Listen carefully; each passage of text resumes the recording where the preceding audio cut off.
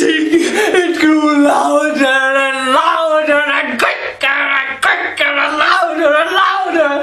I thought that the heart, it might burst, and then I was seized by a new anxiety. The noise, it would be heard by a neighbor. The old man's hour had come. I flung open the lantern and I leaped into the room. I grabbed the old man. He shrieked, "Ah!" Once and only once. I threw him to the floor and I dragged the steel bed over him.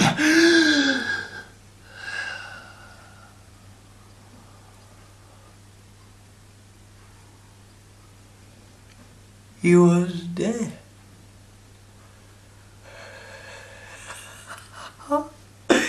His eye, it would bother me no longer.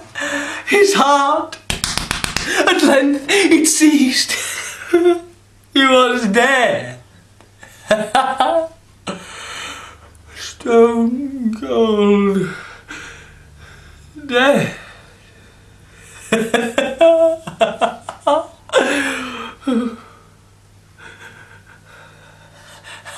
I would examine the corpse to be sure. I removed the bed.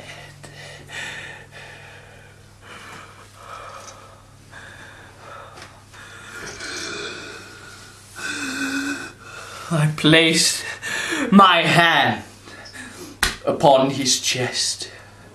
I held it there many minutes.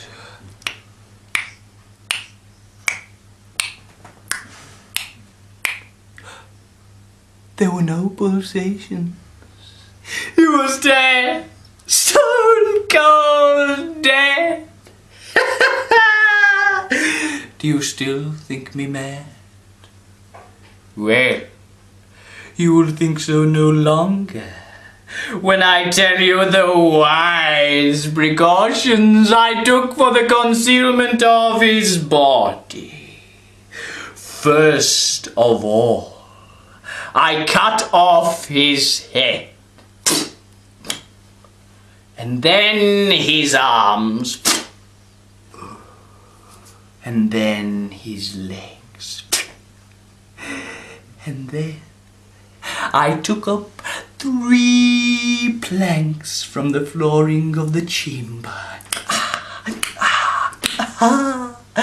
and I deposited all in between the scantlings.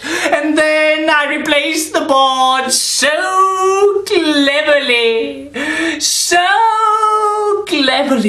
that no human eye, not even his, would be able to tell that anything was wrong.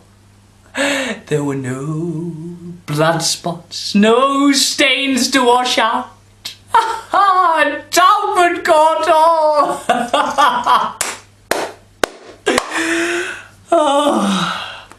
By the time I finished these labors, it was 4 o'clock. Boom, boom, boom, boom. As the clock sounded the hour, there came a knocking at the street door. I went down with a light heart, for what had I to fear? I opened the door, and there stood 3 gentlemen who introduced themselves with perfect severity as officers of the police.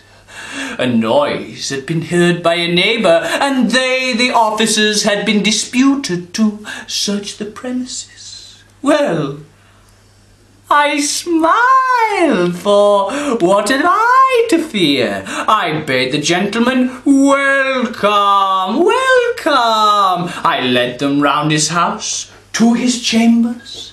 I showed them his treasures, all secure, untouched.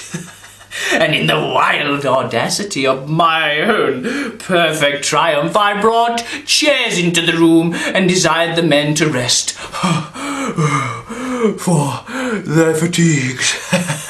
and in my own wildness I placed my own chair on the very spot which reposed the corpse of the victim. I sat as they chattered about familiar things, but ere long I grew pale and wished them gone. I fancied a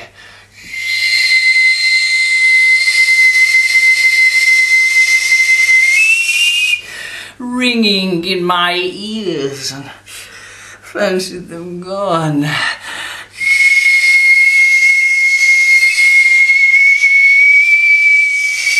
My head ached and I fancied them gone. And then I heard a new sound. A low, dull, quick sound.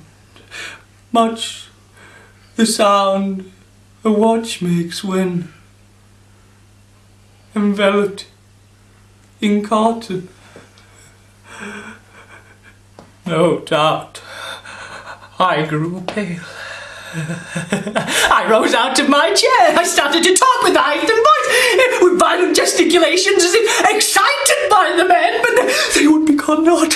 Oh God, what would I do? I foamed, I raved, I swore, I swung the chair on which I'd been sitting and I grated it on the boards.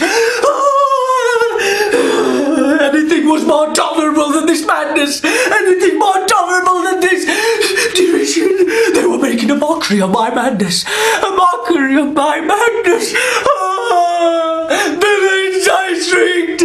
Dissemble no more. Here, it is the beating of his hideous heart.